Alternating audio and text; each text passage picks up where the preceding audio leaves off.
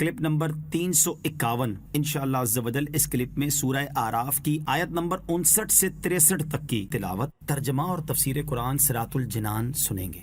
بسم اللہ الرحمن الرحیم۔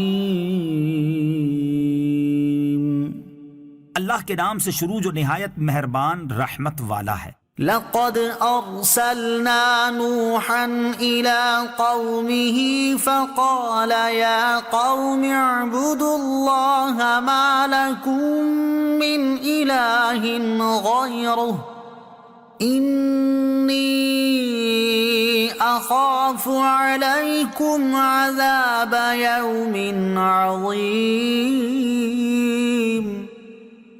قال الملأ من قومه إنا لنراك في ضلال مبين۔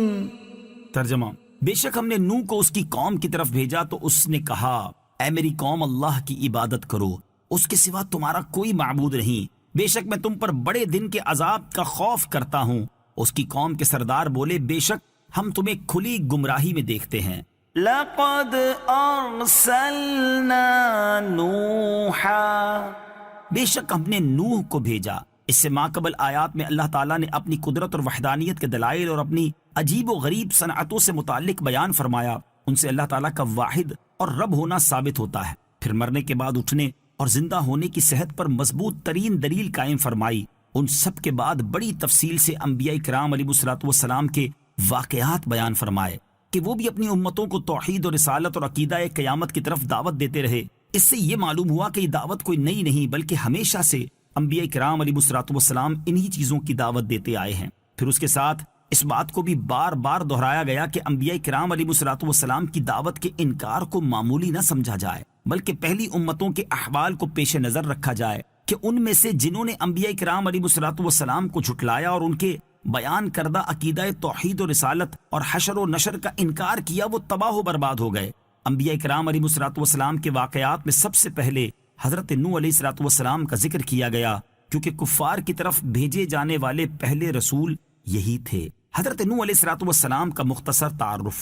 حضرت نوح علیہ الصلوۃ والسلام کا اسم گرامی یشکر یا عبد الغفار ہے، اور آپ علیہ الصلوۃ والسلام حضرت ادریس علیہ الصلوۃ والسلام کے پڑ پوتے تھے۔ آپ کا لقب نوح اس لیے ہوا کہ آپ کثرت سے گریہ وزاری کیا کرتے تھے۔ 40 یا 50 سال کی عمر میں نبوت سے سرفراز فرمائے گئے۔ حضرت نوح علیہ الصلوۃ والسلام نے اپنی قوم کو عبادت الہی کی دعوت دیتے ہوئے فرمایا، اے میری قوم، ایمان قبول کر کے اللہ عز و جل کی عبادت کرو، کیونکہ اس کے سوا کوئی اور ایسا ہے ہی نہیں کہ جس کی عبادت کی جا سکے، وہی تمہارا معبود ہے۔ اور جس چیز کا میں تمہیں حکم دے رہا ہوں، اس میں اگر تم میری نصیحت قبول نہ کرو گے اور راہ راست پر نہ آؤ گے تو مجھے تم پر بڑے دن یعنی روز قیامت یا روز طوفان کے عذاب کا خوف ہے۔ نبی اکرم صلی اللہ تعالیٰ علیہ وسلم کی نبوت کی زبردست دلیل۔ انبیاء کرام علیہ الصلوۃ والسلام کے ان تذکروں میں سید عالم صلی اللہ تعالیٰ علیہ وسلم کی نبوت کی زبردست دلیل ہے، کیونکہ حضور پر نور صلی اللہ تعالیٰ علیہ وسلم امی تھے۔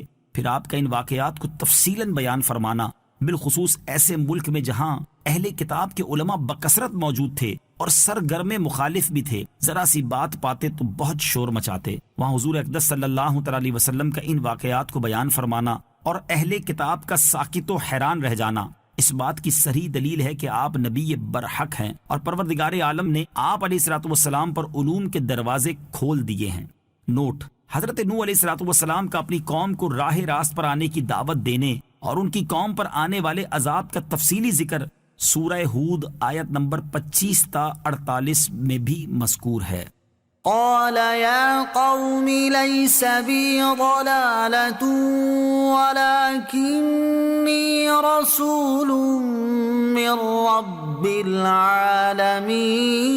العالمين أبلغكم رسالات ربي وأنصح لكم وأعلم من الله ما لا تعلمون أَوَعَجِبْتُمْ أَن جَاءَكُمْ ذِكْرٌ مِّن رَّبِّكُمْ عَلَىٰ رَجُلٍ مِّنكُمْ لِيُنذِرَكُمْ وَلِتَتَّقُوا وَلَعَلَّكُمْ تُرْحَمُونَ۔ ترجمہ فرمایا اے میری قوم مجھ میں کوئی گمراہی نہیں لیکن میں تو رب العالمین کا رسول ہوں. میں تمہیں اپنے رب کے پیغامات پہنچاتا ہوں اور تمہاری خیر خواہی کرتا ہوں اور میں اللہ کی طرف سے وہ علم رکھتا ہوں جو تم نہیں رکھتے. اور کیا تمہیں اس بات پر تعجب ہے کہ تمہارے پاس تمہارے رب کی طرف سے تمہیں میں سے ایک مرد کے ذریعے نصیحت آئی تاکہ وہ تمہیں ڈرائے اور تاکہ تم ڈرو اور تاکہ تم پر رحم کیا جائے. قال یا قوم کہا اے میری قوم.